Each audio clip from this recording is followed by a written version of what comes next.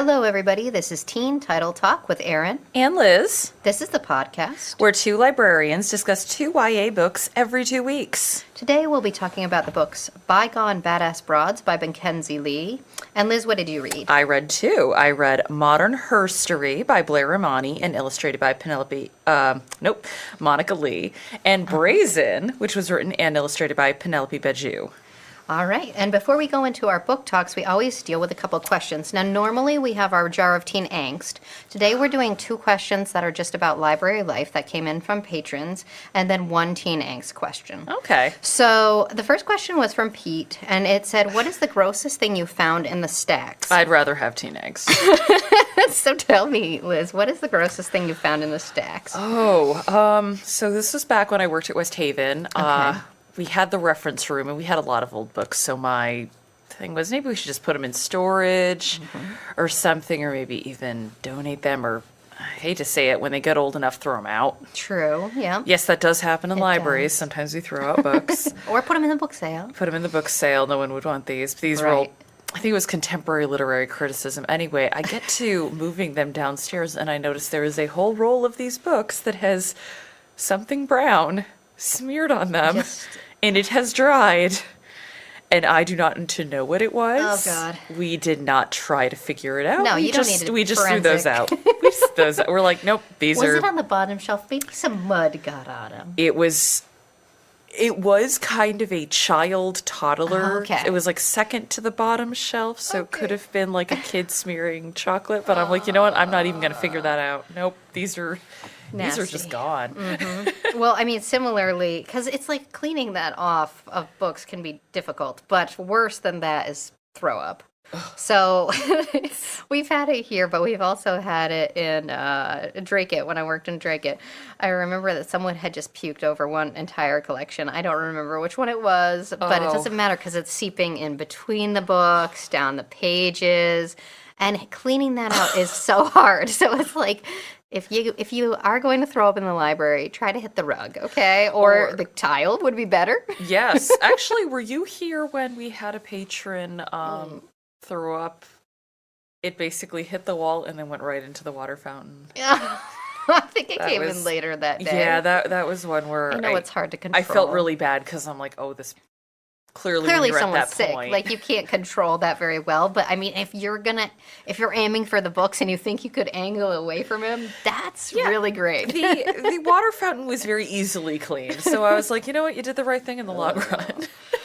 Okay, so that's nasty. Great. Oof. All right, question 2 comes from Jessica, and it says on a totally different front. This one is on a totally different front, but it's from Jessica, and it says, what's your favorite library resource, and why do you love it? So as of today, not as you're a child, but as of today. You want me to go first? Yeah. Okay, this one's super easy for me because I love ancestry and genealogy. And so my favorite resources all have to do with that. We have the Ancestry database. We have American Ancestors. We also have the New Hampshire room. I love Ancestry because it's like a little puzzle I can solve, and I can start figuring out all sorts of, you find a birth certificate of an ancestor, and then it says their parents, and then you're digging back farther and farther, putting together the whole family tree. I love that stuff, and I love pulling up all the old documents. I also love when I'm talking to friends and I'm like, I can find out more about you than you can about me. Ooh, I like that. That's 100% true, because I can dig around in birth certificates. I mean, they can find that stuff too if they want to go to the public library, but I think a lot of people who aren't librarians default to like Google or Super Pages or something, and it's like, oh no, I can really dig into your past here. Into your family. I know, right? A to Z databases too. Yeah. That one you can find out where people are. It's a little sketchy, that one. That one freaks me out a little bit. Yeah, that was a little like, but privacy. It says like your house value, who your neighbor might be, the possible income of your household. Insert Ron Swanson throwing his computer into the dumpster gif. Exactly. So how about you? What's your favorite resource? All right. Not to disparage any of the great databases that we have, like EBSCO databases, which is great for article research, or Mango for language learning. But my secret weapon, especially if people are looking for older stuff, is archive.org. Okay, gotcha. So it's pretty much what a a library would be if it were online. There's a Okay, lot of yeah. books that have been digitized, but it's a lot of stuff that is out of print, and usually out of print is also in the public domain. So people are looking for older books, books published in the, as far back as the late 1800s. You can actually find them Right. scanned on archive.org. Like there was someone looking for a book on beekeeping that was published in the 30s. And of course, we didn't have it in Gmail because we didn't Right. even have it in the state. But I'm like, wait a minute, before you leave, I checked archive.org and I'm like, okay, if you want to try this here, That's you can great. at least see this online. And do you need a special sign-in for You do it? have to create like An an account. online library card, Okay. but the whole point of archive.org is you're able to find this stuff online. Also, if you're looking for like out of print movies, because I was going to say it has my film, my too. my schlock loving self was Yes. looking for Beyond the Valley of the Dolls before the Criterion edition came out, and boy howdy did archive.org have it. That's awesome. And I think like a lot of the times, older stuff, it does come up at the reference desk, but sometimes we've weeded it because it hasn't come up for a Yep. long time, right? Yeah. And so or then just it hasn't been in print for a long exactly. time. And so eventually, sometimes those also for wear and tear just are Yeah. discarded. So that's a great resource. And I think they work Awesome. with the Library of Congress now Okay. to kind of get older books just online for people to utilize. Awesome. So it's definitely been what I've pointed people towards. Cool. So, all right, we do have one teen angst question. What? No, this one says, did you have an enemy? Many. All right. In high school? Many, no. I mean, I was bullied a lot. So I don't know if I'd call them enemies as much as people especially by the time I was in high school, avoid at all costs. Yes. I mean, you get to an age where you're just like, Screw them. yeah, you're just like, screw off. Like, Yes. let me, I've got books I like reading. I got people I like hanging out with. Yeah. And You've got your unit at that point. Exactly. I think if you're in high school and you're still seeking somebody out, it's like, you're not my enemy. I'm yours for some weird reason, and you're the one who's pathetic. That's great. I was trying to think about this one because it's like, do I have an enemy? I'm sure at one point in my journal it says like, my enemy is, but that might have been earlier. In high school, I'd say my enemy was probably a gym class. I did not like to go to gym class. I remember I was either like a really lame class, like golf, which I didn't have any interest in, Who would make a child do this? or a lacrosse. In lacrosse, I was so bad at throwing that I was the kid over in the corner hitting the ball against the wall for practice while everybody else passed to each other. Yeah. So it was just those kind Aw. of drills that I was always doing. I hated it.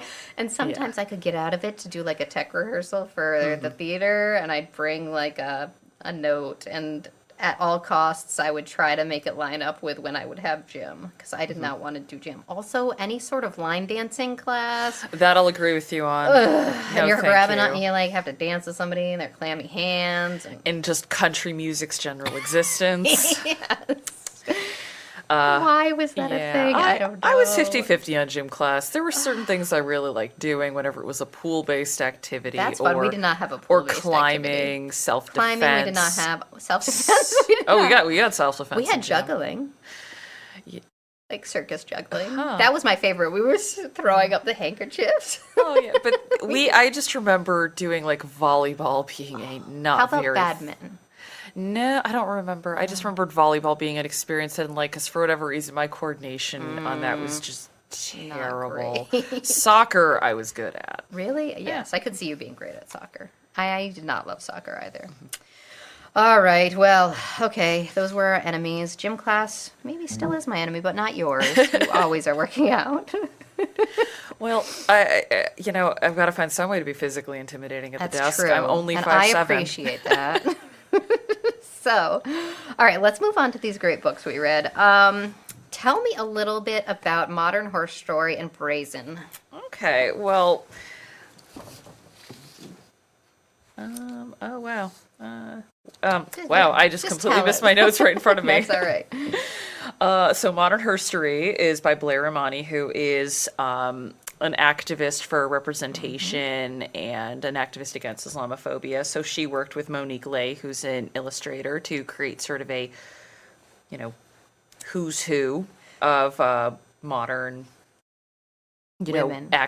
Well, not just women, so gender nonconforming people and Okay. femmes activists. So that's got more of a modern bent. Brazen, on the other hand, is by Penelope Bagieu, and she's kind of writing about some contemporary, but contemporary as in the 60s. Okay. She's going as far back as old, warlord Okay, leaders. gotcha. Yeah, that's somewhat in line with mine. So with Modern Herstory, though, is that a graphic novel? Because Brazen's a graphic novel. Or is it just illustrated? It's just illustrated, Okay. I think would be a better way to put it. Okay, gotcha. All right, and I read Bygone Badass Broads by Mackenzi Lee, and as it says in the subtitle, it's 52 forgotten women who changed the world. And it's just little anecdotes about each woman, and it's written, what I loved about it was the style. It kind of has like a drunk history feel to it. It's just very readable, Awesome. compulsively readable, fun, wry, great storytelling. So let me ask you a bit about yours first. What made you pick up these two books? Did one lead to another, or did you find them separately? How did you come upon them? Okay. I Shocking know nobody. you're always reading nonfiction. When you don't have a life. I've been interested in feminism and women's history since I was a teen. Like, I kind of got that just by, browsing the stacks and finding, like, Gloria Steinem's book, and I'm like, I want to read this. And one of the things I have always looked for is I loved stories about tough women, both real or fiction. Right. I was never one for the shrinking violets. Sure. And I do kind of like these sort of soft bio formats. I think they're very readable, and it's a good way to just find out about somebody. Because sometimes someone's life, while interesting, does not have enough material for like a 250-page biography. Or biography, yeah. I found Brazen first, mainly because I knew who Penelope Bagieu was. She did a graphic biography of Mama Cass before, kind of like right up to the Mamas and the Papas era, and I'd liked that. So I'm like, I want to read this. And then a little bit later, Blair Imani had been talking about, Modern Herstory is coming out. I follow her on social media. Yeah. And I saw, oh my gosh, Erin's getting it. Well, I'm going to read this. And I think I read that book in a day. Same with this one. Awesome. So they're both compilations of stories of women in history. How were they different stylistically? Yeah. Modern Herstory, it's kind of quick bio synopsises of these women. So basically the layout of Modern Herstory would be an illustration of the person and then a quick 1 to 2 page bio of their early life and what they're doing and why they're included. Brazen is a little bit more in depth, definitely more artwork because that's a graphic novel Style.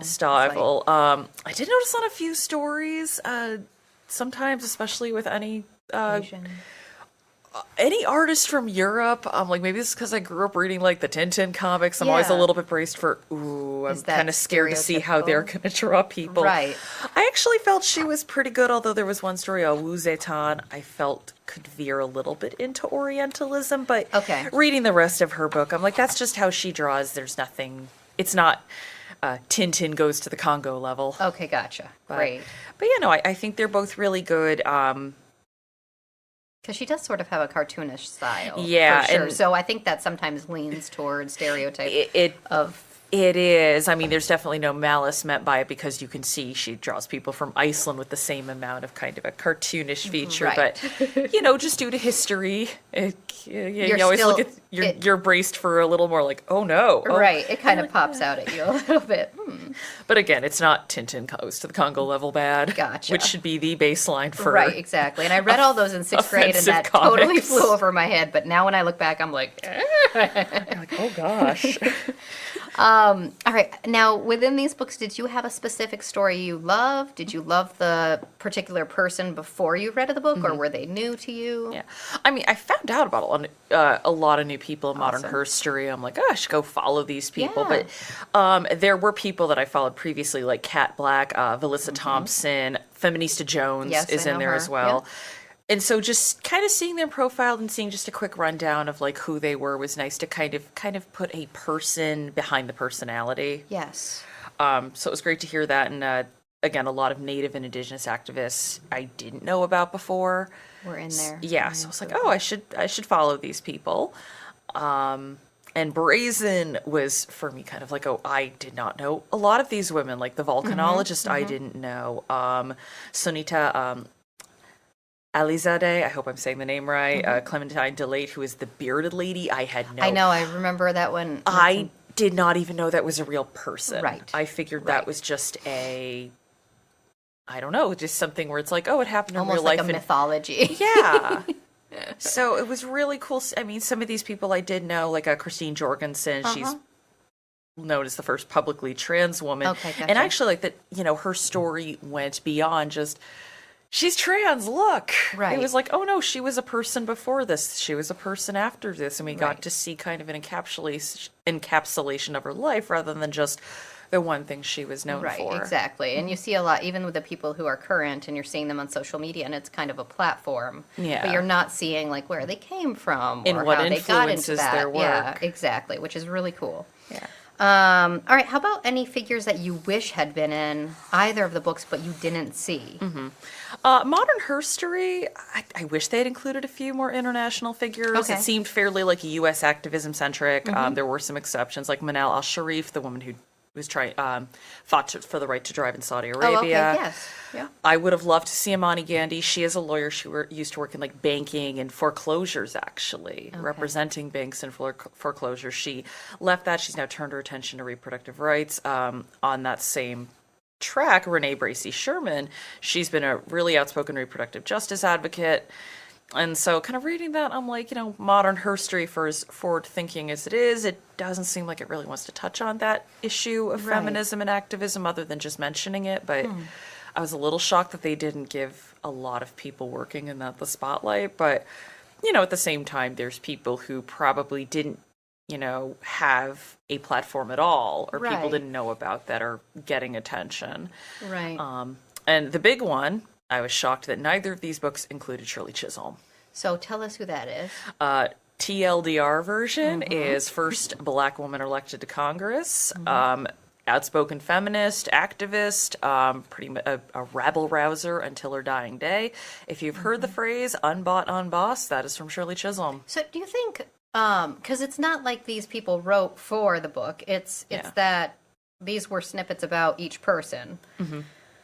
It's not like permissions were an issue in there or anything. That wouldn't have whittled down their list at all, do you think? I wonder if it was just maybe these are people in their friend circle, or I think with Shirley Chisholm potentially could have been everyone already knows who she is, which people our age I think do. Right. But I do wonder if the next generation knows, which I mean they should. Right, exactly.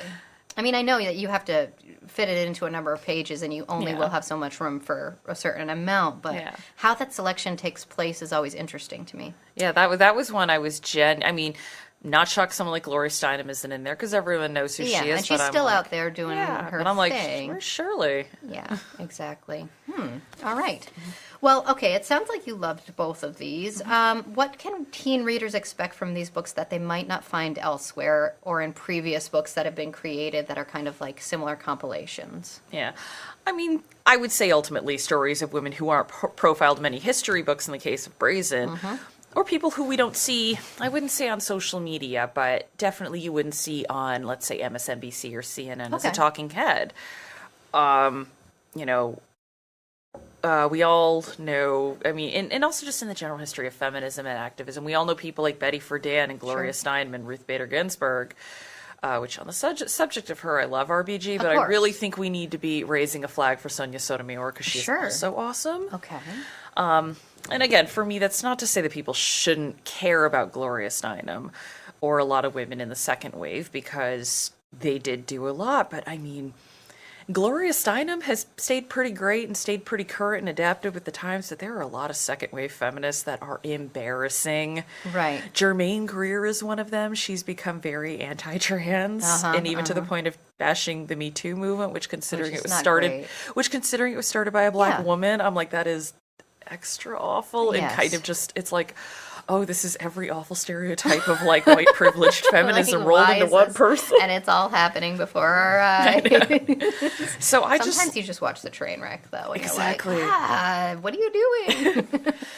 Yeah, but I just look at both of these books and I'm like, I'm very happy to see books that highlight women of color, just unknown women in science, and in many cases, transgender nonconforming women who are in like just giving them a place in Yes. feminist and activist spaces. And Perfect. because that's really the future of the What movement. it is, yes. That's what intersectionality is all about. We want Yes. this.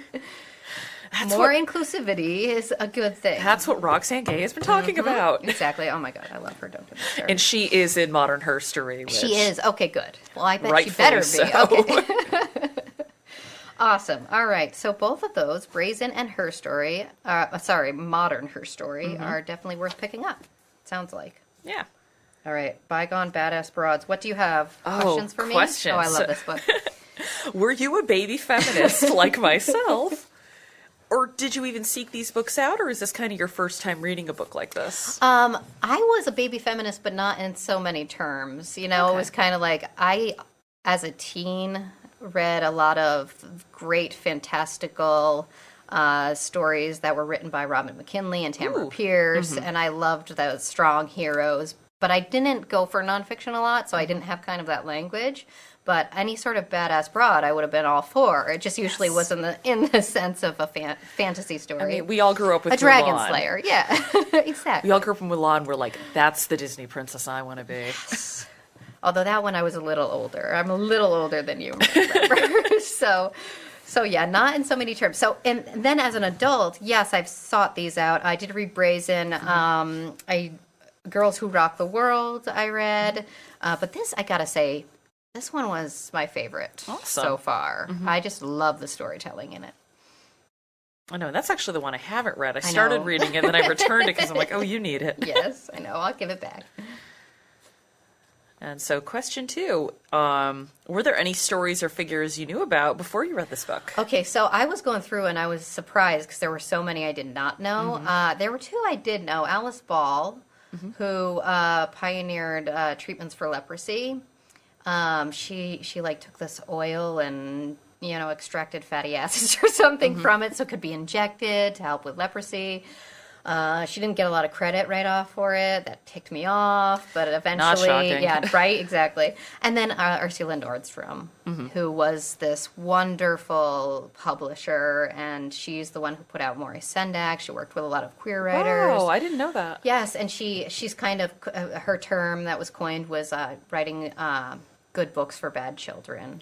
So she had a lot of subversive titles. Love it. And she was one that I was familiar with because I studied children's literature as an MFA. So I did know those 2. However, this says 52 forgotten women who changed the world. So that's obviously not. There were 50 that I did not know necessarily. Or at least didn't remember.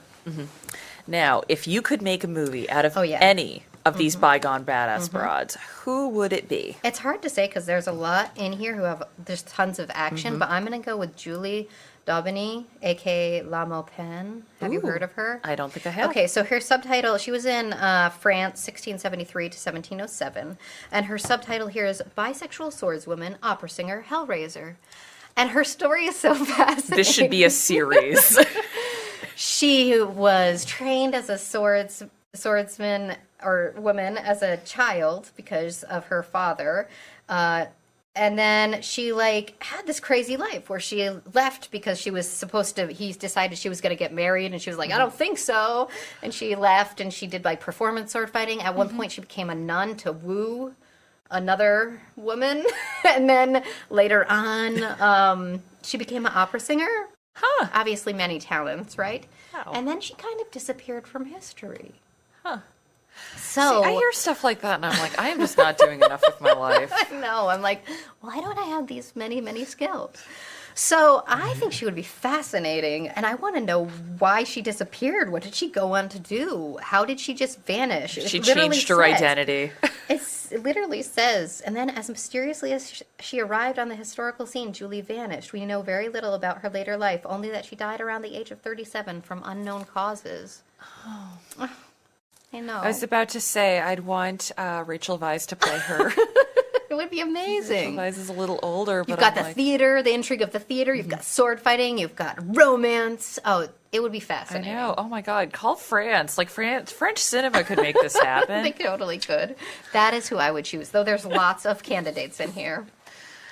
All right. So women, people of color, LGBTQ people, and others we often ignore them when we talk about influential figures in history.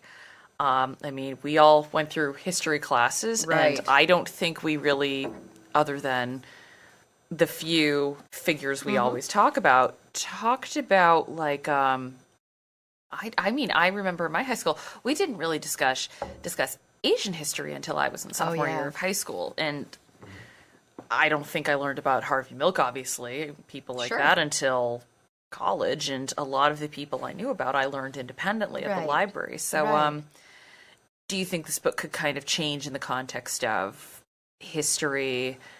Knowing these people. Yeah, do you think that could change anything? Or I hope so. So what I loved about it was that she did pull in all these people. And you know what I think is part of the problem is people didn't write about, diverse groups. They basically took their work and said, I did it. And I shoved them to the side. History is written by the victors. Right. And so that's the problem. But what's so cool about Mackenzi Lee's collection is you are seeing these ancient people you can't read a lot about them. But that didn't stop her putting them in the book, and that she's very thorough with footnotes. It's like, okay, well, we are not positive about this. Okay. We think that this is, what happened to this person, and then she disappeared for a little while, and she showed up again here. So she is kind of constructing a story and trying to pull together all these little anecdotes and facts that might not necessarily be 100% clear, but she's being honest about it on the page, and that's what you have to do in order to get the people who've hardly been written about into the book. Yeah, and like you could see it as a first step, if anything, to kind of say, not to say we can't talk about the founding fathers anymore, but it's like, let's talk about them and these people. And the bisexual sword fighting opera singer. Right. And so what's Marquis so cool, Lafayette and her. Yeah, what's so cool about Mackenzi's intro also, she's like, I learned about some of these people on my own, and then I get to history class, and even in college I was in history class, and I was disillusioned because we're not talking about any of those people that excited me about history. We're talking about the same old people. So I had to seek them out on my own. And that's why she wrote this book. That's why she celebrated these wonderful, groundbreaking people. Awesome. So yeah. Final question. The fact that we were talking about 3 of these books, and you've mentioned others, there has been a recent boom in books like this, like specifically, women or gender nonconforming femmes, just in history being badass. Yes. Do you think there's a demand? Why do you think there's a demand for these books? And do you think the fact that there's a demand is encouraging? I think that it's very encouraging. And I think the demand comes from people being thirsty for not only seeing representations of ourselves, but also just for seeing empowering, inspirational women that maybe didn't get their fair share or their due when they were living their life. We want to see that. We want to see fairness. Not everybody, I think women in particular want to see that, but not exclusively. I think men today also like to see that. And people just want interesting stories. Exactly. And it's like, I was reading this and I loved it. I was eating these up. And I was like, if I had this book as a teenager, I would have been so thrilled. Just because it felt like, oh, this is the type of woman like I love and I want to look up to. And having her right there as like an actual historical figure that I had never heard of before, it's awesome. So it's one of those that I'm actually going to buy for my personal collection. Because I think Tucker will get a kick out of it too when he's older and able to read this kind of thing. Just having this representation of so many awesome people who were there, living history, doing these things. And we want to hear their stories. And I don't know, I'm hoping that we'll just get more and more of it. More and more. We'll start to hear more and more stories of people we'd never heard of. Exactly. Well, that is awesome. So what is up next? All right. Well, up next actually is Courtney's coming back for an episode. Is the baby coming too? I don't know. I don't think so. Just in case she starts crying or something. She'll probably be with grandma or something. So we're going to do adventure, we decided. Courtney and I both love adventure. She is going to read Sea Fire. And I can't actually, by Natalie C. Parker. I'm just thinking of Seahawk from She-Ra. It's a adventure. It's got sisterhood. Ooh. I'm going to read Ship of Smoke and Steel by Django Wexler. So that is what's up next. If you get a chance, anyone out there, to answer our question of Teen Angst. That one was, did you have any enemies? Or Teens Today, do you have any enemies? We want to hear about them. And then... Do you need help vanquishing said enemies? No, we can't help it. Also, if you do have any more questions about library life, like the ones we answered at the beginning, please email us. Or if you want a book recommendation, you can email us as well. You can do that at teentitletalk@gmail.com. And we'll read a few of our listener responses next time. All right. Well, thanks for joining us for Teen Title Talk. This podcast is brought to you by the Derry Public Library and DCAM Derry Community Access Media. Our theme was created and performed by Bandit Starling. Until next time. Bye. Bye.